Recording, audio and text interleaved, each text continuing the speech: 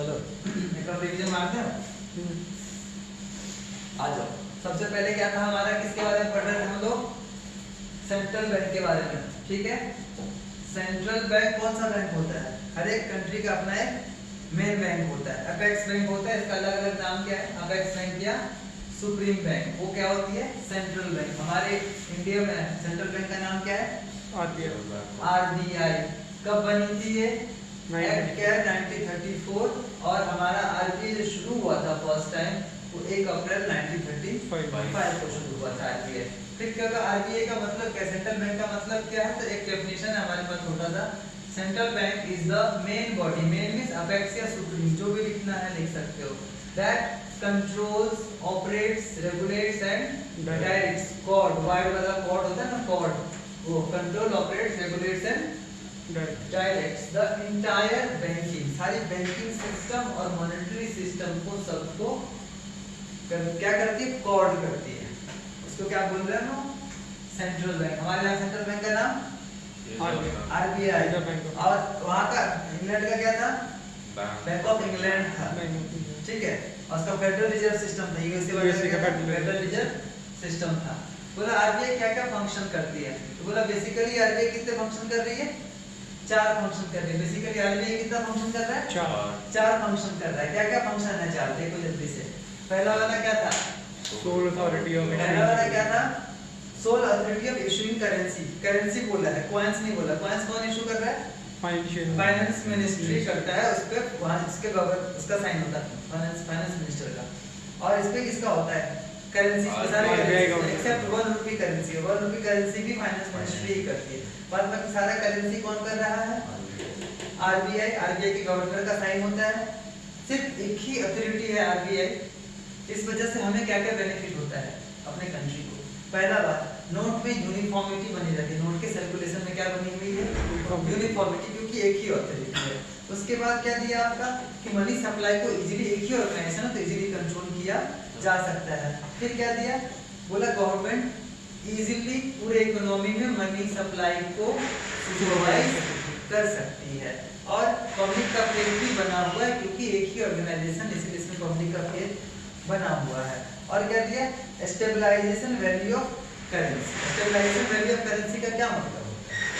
Value currency में stable, comparison to other currencies, in comparison to other currency. पैसे का value जो बढ़ रहा है, घट रहा है, कंट्री के अंदर भी पैसे का value in comparison to goods and services बढ़ रहा है या घट रहा है, उसको स्टेबलाइज करने का काम करता है। कैसे? Through different what? Monetary policy. उसके हिसाब से पैसा घटा बढ़ा के उसको कंट्रोल करता है। पहला काम ये था। दूसरा काम क्या कर रहा है? बोला बैंकर्स टू द गवर्नमेंट। क्या दिया? Bankers to the government. Government का बैंक कौन है? RBI. Means as a banker वो क्या क्या काम कर रहा है? सेंट्रल गवर्नमेंट का क्या क्या काम कर रहा है? बोलो एज अ बैंकर वो गवर्नमेंट का करंट अकाउंट ऑपरेट करता है, मेंटेन करता है। गवर्नमेंट का रिसीट पेमेंट भी कौन ले रहा है? कौन कर रहा है? आरबीआई कर रहा है। फिर loans advances to government, loans and advances to government. Government को लोन देने का काम कौन कर रहा है? आरबीआई। गवर्नमेंट को लोन देने का काम कौन कर रहा है? RBI. Help of for treasury bill. क्या बोला? बीएसटी में भी पढ़ना है आपने को, फाइनेंस वाले चैप्टर में। फिर बोला एजेंट के तौर पे आरबीआई क्या काम कर रही है? किसके लिए? Central government. तो बोलो कि पब्लिक डेट वगैरह जितना ले रखा है सेंट्रल गवर्नमेंट ने, public debt through treasury bill या किसान विकास पत्र वगैरह, उसको मैनेज करने का काम कौन कर रहा है? आरबीआई। फिर बोला एज अ फाइनेंशियल एडवाइजर कौन कर रही है? फाइनेंशियल एडवाइजर वो क्या करता है? गवर्नमेंट को इकोनॉमिक मैटर्स पे, मॉनेटरी मेजर्स पे, फाइनेंशियल मेजर्स पे गवर्नमेंट को क्या कर रही है? एडवाइस देता है। गवर्नमेंट को किसी तरीके का इकोनॉमिक, मॉनेटरी या फाइनेंशियल एडवाइस चाहिए तो किसके पास जाएगी गवर्नमेंट? आरबीआई के पास। फिर बोला कि अब आरबीआई जो है सारे बैंकों का भी बैंक है, बैंकर्स बैंक एंड सुपरवाइजर। तो bankers bank means as a banker, as a bankers bank क्या है ये? As a bankers bank. As a bankers bank क्या करती है? एज अ सुपरवाइजर क्या करती है? तो बैंकर्स बैंक में क्या बोला? लेटर ऑफ लास्ट रिसोर्ट, मतलब कि अगर उस तरीके का क्राइसिस आ जाएगा कमर्शियल बैंक में, उसके पास पैसे की कमी हो जाएगी, कैश रिजर्व रेशियो जितना चाहिए कैश रिजर्व वो कम हो जाएगा, उस केस में उसको कौन हेल्प करता है? आरबीआई हेल्प करता है, आरबीआई इसको लोन प्रोवाइड करता है, कैसे? बिल्स ऑफ एक्सचेंज वगैरह के हेल्प से। कस्टोडियन ऑफ कैश रिजर्व, याद है ना सबका कैश रिजर्व किसके पास पड़ा हुआ है? किसके पास? आरबीआई के पास पड़ा हुआ था, किसका? Commercial bank. क्लियरिंग हाउस, क्या बोला था हमने? ये आरबीआई है ना, ये मान लो क्या है ये आरबीआई, तो इसमें सारे बैंकों का क्या होता है? अकाउंट। मान लो एचडीएफसी है, उसका भी अकाउंट किसमें है? आरबीआई में। मान लो कौन है? पीएनबी है, उसका भी अकाउंट किसमें है? आरबीआई में। फिर कौन है? हाँ एक्सिस है, चलो इसका भी अकाउंट किसमें है? आरबीआई में। ठीक, इसमें किसका किसका अकाउंट? बहुत सारे लोगों का, बहुत सारे लोगों का अकाउंट। तो जो काम लोगों के लिए नॉर्मल बैंक कर रहा था, लोगों के क्लियरेंस का काम, लोगों के चेक वगैरह के क्लियरेंस का काम कौन कर रहा था? कमर्शियल बैंक वगैरह। ठीक उसी तरीके से कमर्शियल बैंक क्लियरेंस का काम कौन है? आरबीआई। क्या ये नॉर्मल पीपल को आरबीआई में अकाउंट खुलवाने का राइट है? नहीं। तो बैंकों का राइट है, हमारा बैंक बैंकों का बैंक है, पूरे कंट्री का बैंक। डन। ये वाला क्लियरिंग हाउस वाला दिक्कत नहीं करेगा ना? तो ये फंक्शन जो है, ये फंक्शन को क्या बुलाते हैं लोग? क्लियरिंग हाउस का फंक्शन। फिर बोला सुपरवाइजर क्या क्या सुपरवाइज करता है? पूरा का पूरा किसको? बैंकिंग एंड मॉनेटरी स्ट्रक्चर को ही सुपरवाइज करता है। तो उसको लाइसेंस देना, जब उसमें एक्सपेंशन वगैरह होगी उसको, उसके मैनेजमेंट को भी सुपरवाइज करता रहता है। अगर दो तरीके की बैंक आपस में मर्ज कर रही है, दो अलग अलग बैंक, तो उसको भी कौन सुपरवाइज कर रहा है? आरबीआई सुपरवाइज कर रहा है। वाइंडिंग अप, बैंक अगर बंद होगी तो वाइंड अप का भी काम कौन कर रहा है? आरबीआई कर रहा है। लिक्विडिटी ऑफ एसेट्स, मतलब अगर कोई बैंक अपनी एसेट्स वगैरह को सेल आउट करना चाह रही है, इसको भी कौन करेगा? आरबीआई करेगा। ध्यान रखना, सुपरवाइज करता रहता है। सबसे जो बेस्ट चीज था जो हम लोगों ने पढ़ा वो ये था, क्या है वो? बोला आरबीआई इकोनॉमी में मनी सप्लाई को कैसे रेगुलेट करती है। गवर्नमेंट भी कर सकती है। गवर्नमेंट की पॉलिसी को क्या बुलाते हैं हम लोग? Fiscal policy. गवर्नमेंट की पॉलिसी को क्या बुलाते हैं हम लोग? फिस्कल पॉलिसी बुलाते हैं, ध्यान में रहे। फिस्कल पॉलिसी में क्या करता है गवर्नमेंट? गवर्नमेंट फिस्कल पॉलिसी में क्या करता है? टैक्स, सब्सिडी, ये सब काम कर रहा है। गवर्नमेंट एक्सपेंडिचर वाला काम कर रहा है, इसके थ्रू पैसा को कम ज्यादा कर रहा है। लेकिन आरबीआई के पास जो पॉलिसी उसको क्या बोलते हैं? Monetary policy. मॉनेटरी पॉलिसी के अंदर किताब जिस भी तरीके से दे रखा था, मैंने इसको सजा दिया बढ़िया से। क्या है? सबसे पहले बोला दो पार्ट में बांट दो, इसे क्वांटिटेटिव, क्वालिटेटिव। क्वांटिटेटिव मेजर जिसका बल्क पे असर पड़ता है हम उसे मेजर कर सकते हैं, क्वालिटेटिव इसका असर को मेजर नहीं कर सकते। फिर क्वांटिटेटिव को हमने किस पार्ट में बांटा? पॉलिसी रेट्स में। कितने टाइप के रेट्स थे हमारे पास? 3 टाइप के रेट्स थे, bank rate, repo rate, reverse repo rate. Bank rate क्या था?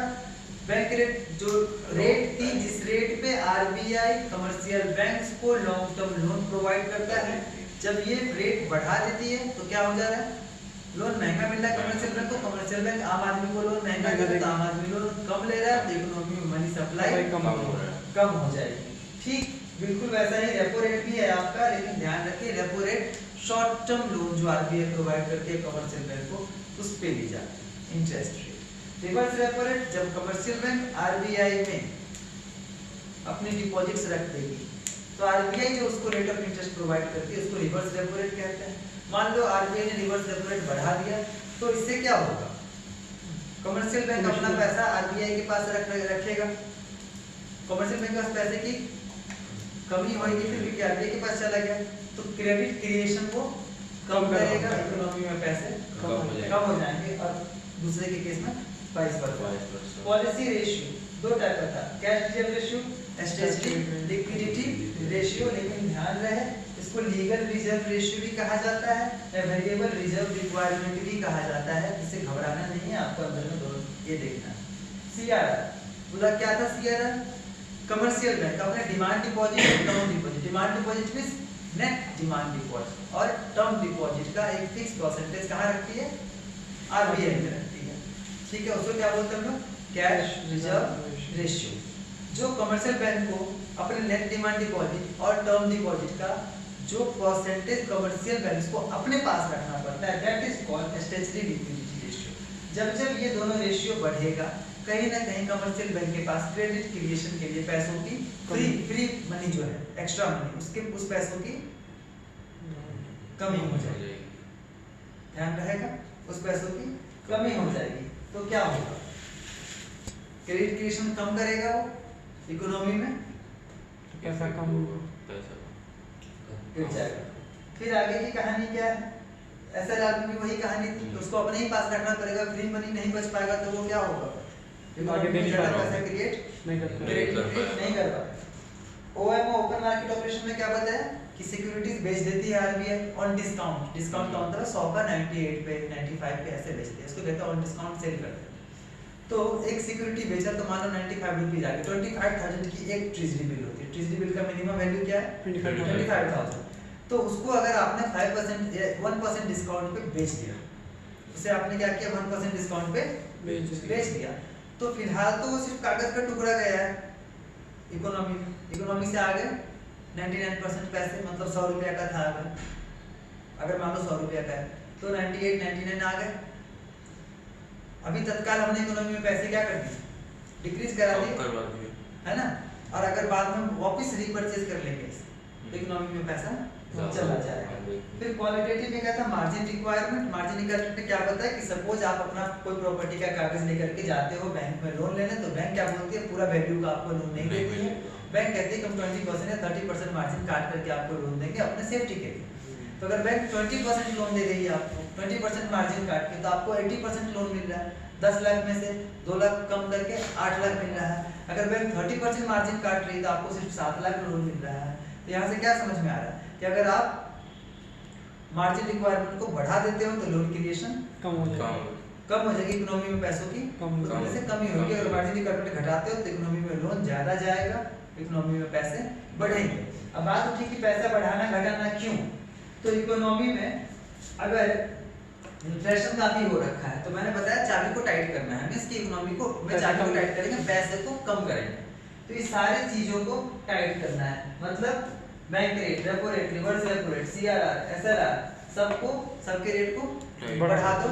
और डिफ्लेशन के केस में हमें इकोनॉमी में पैसे बढ़ाने हैं तो चाबी को कम लूज कर दो, तो सब रेट को गिराओ। यहाँ पर क्या कर रहा था, सेल कर रहा था, इसको क्या करना था, परचेज करना था, अगर पैसे को घटाना बढ़ाना है तो। ये तो सिंपल सा था। फिर इसमें क्या होगा, बोलो सिचुएशन में क्या बोला हमने, स्ट्रिक्ट गाइडलाइंस दी। इसमें सेलेक्टिव क्रेडिट कंट्रोल में बताया इसे लोन मत दो, इसे लोन मत दो, ऐसे करके या इसे दो। ये था पूरा का पूरा, ये पूरा याद रखना है बढ़िया से।